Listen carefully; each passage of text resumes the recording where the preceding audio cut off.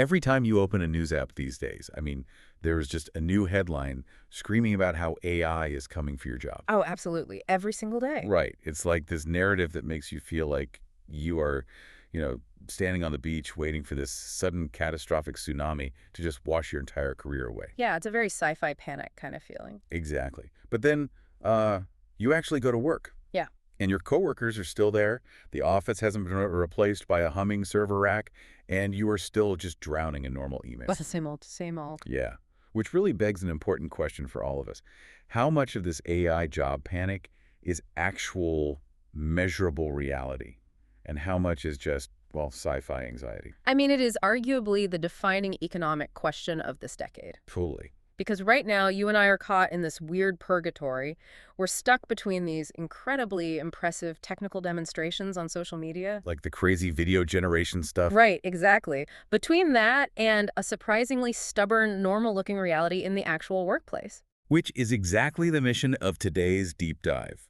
We are unpacking a fascinating new March 2026 paper by researchers Maxim Massenkoff and Peter McCrory. It's a really brilliant piece of work. It really is. We're cutting through all the hype by looking at a brand new way to measure AI's impact on the labor market. And this is key.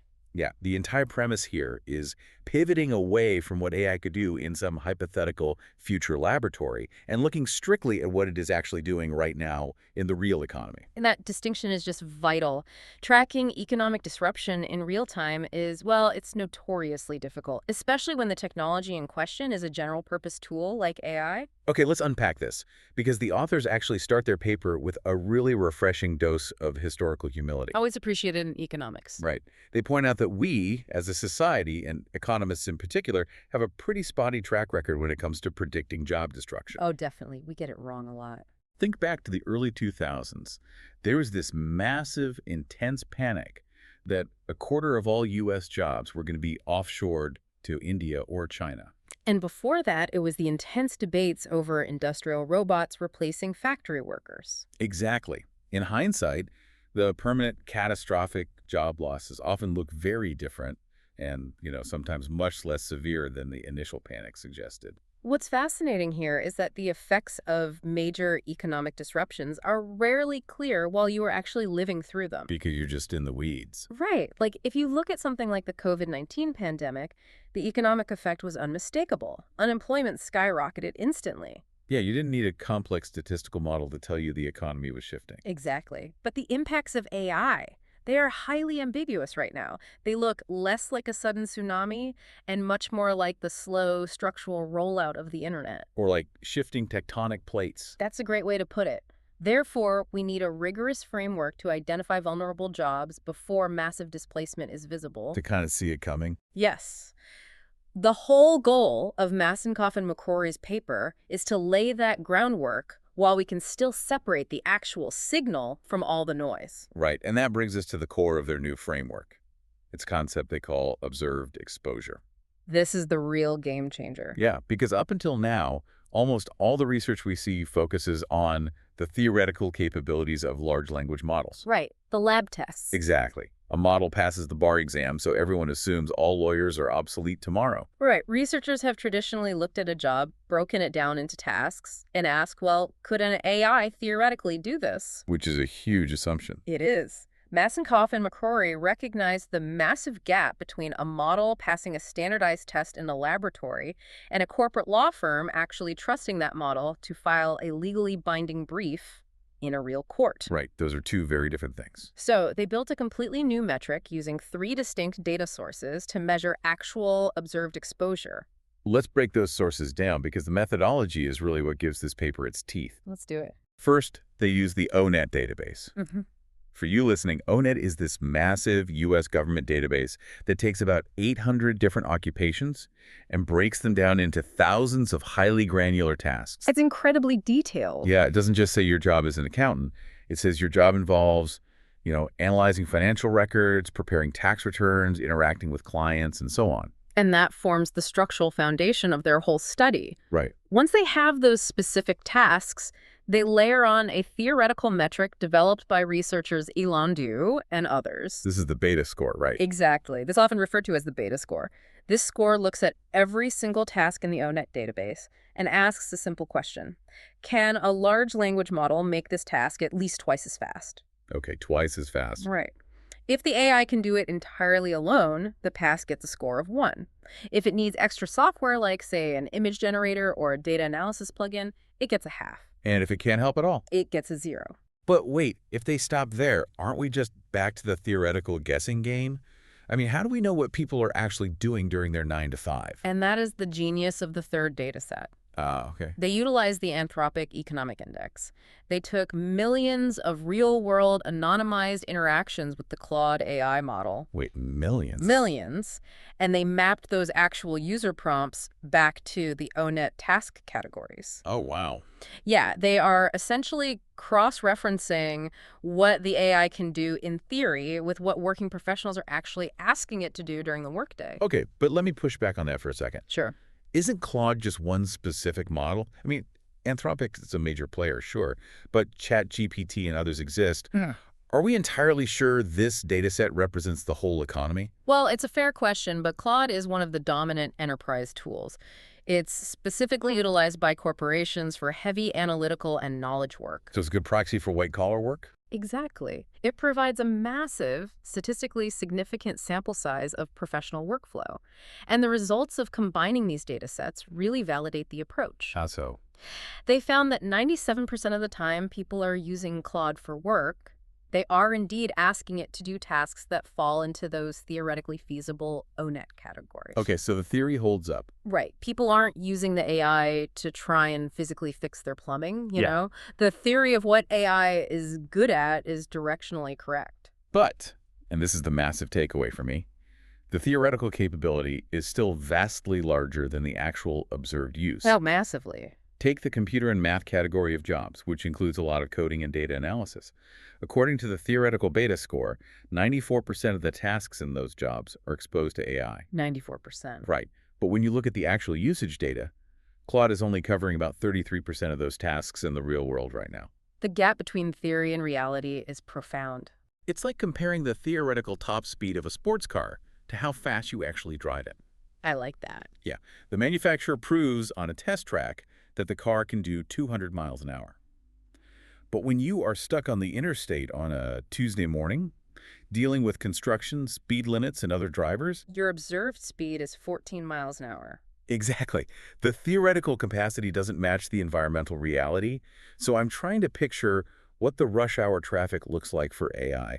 Yeah. I would assume things like basic accounting or data processing are just fully automated by now, right? You would think so, but actually, let's look at a concrete example from the paper. Okay. Authorizing medical prescription refills. Oh, interesting. Theoretically, a large language model is perfectly capable of taking a patient's request, reading their medical chart, checking for drug interactions, and generating a refill authorization. Sure, it's all text and data. Exactly. It'd have a beta score of 1. It is fully exposed in theory. But in reality, in the actual Anthropic usage data, we practically never observe AI doing this. Wait, really? Why? It seems like a perfectly structured text task. Because the real world is messy and full of friction. Think about the environment of a medical clinic.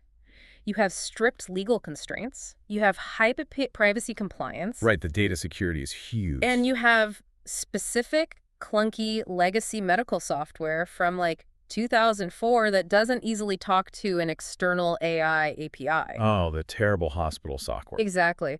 And most importantly, you have strict human verification steps required by law. If the AI hallucinates a dosage, the liability is catastrophic. Yeah, you can't just send that without checking. So the theoretical capability is absolutely there, but the real-world friction completely prevents actual deployment.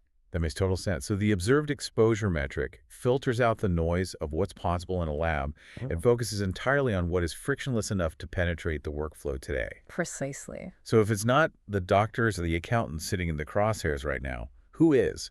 I mean, if we point this new tool at the labor market, who is actually on the front lines of this technological shift? Well, when you rank jobs by this new observed metric, the top of the list is very distinct. Number 1, computer programmers, with 74.5% of their tasks currently covered by observed AI usage. Wow, almost 75%. Next are customer service representatives at 70.1%, followed closely by data entry keyers at 67.1%. So it's heavily skewed toward computers. Yes. We are also seeing high exposure for financial and investment analysts. Okay, stop right there. Explain why those specific roles are yielding to AI in the real world, while the prescription refill isn't. It comes down to friction and regulation. Customer service and data entry are often low-regulation, highly repetitive environments. That makes sense. If an AI drafts a customer service email offering a refund, a human agent can glance at it in half a second and hit send. You don't need a medical degree or a legal certification to verify the output. The corporate adoption is just totally frictionless. Yeah, exactly. Similarly, for programmers, the AI can write a block of boilerplate code, and the compiler itself will instantly tell the programmer if the code works or not. Oh, right. The code just fails if it's wrong. The verification is immediate. And at the absolute other end of the spectrum, you have the bottom 30% of workers who have essentially zero exposure, absolutely no observed AI overlap with their daily tasks. Right, the highly physical jobs. We are talking about cooks, lifeguards, bartenders, motorcycle mechanics. Which fundamentally shifts how we need to think about the demographics of automation. Oh, this is fascinating. The authors looked at the characteristics of workers in the top quartile of exposure compared to those with zero exposure, using data from just before ChatGPT was released in late 2022. Wait, here's where it gets really interesting. Because the data they found completely upends our traditional idea of who gets hurt by economic disruption. It absolutely flips it on its head. For the last century, when we talked about technology destroying jobs, the cultural anxiety was always focused on blue-collar, physical labor. It was the auto worker on the assembly line watching a robotic arm get installed. Or the coal miner. Exactly. The vulnerable worker was generally lower wage, performing physical, routine tasks. Yes, the historical precedent points one way, but the current reality points in the exact opposite direction. Exactly. Let's build a mental image of the typical worker whose job is being aggressively reshaped by AI right now based on this data. Okay. They aren't standing in a factory. Statistically, this worker earns 47% more money than the unexposed worker. Almost 50% more. Right. She is highly likely to be a white or Asian woman. And the statistic that really drops the jaw, she's almost 4 times as likely to have a graduate degree compared to the unexposed group. 4 times. The absolute most vulnerable person right now is someone with a master's degree, sitting in a Herman Miller chair, earning a premium salary. And if we connect this to the bigger picture, it changes how we view the entire future of the knowledge economy. How so? The authors compared their observed exposure metric against the Bureau of Labor Statistics' projected job growth through 2034. Okay, the BLS. Right. They found that for every 10 percentage point increase in this AI task coverage, the projected job growth for that occupation drops by 0.6 percentage points. Huh. 0.6% doesn't sound like a massive number at first glance. It doesn't, but when you compound that across the entire labor market over a decade, it is huge. Ah, right. The government's own labor analysts are already quietly pricing in a slowdown for these specific, highly educated roles. That's wild. This isn't just about an AI writing a polite email faster. It is about shifting the tectonic plates of white-collar career paths. The plates are moving. The premium that society has placed on certain types of cognitive work like synthesizing market data, writing standard code, drafting quarterly reports, it's being fundamentally reevaluated. Wow. The highly educated knowledge worker is now the one on the assembly line. Which naturally brings us to the elephant in the room. Hey, I know where you're going with this. If these highly paid, highly educated workers are the most exposed, and the tectonic plates are shifting, are they actually losing their jobs today?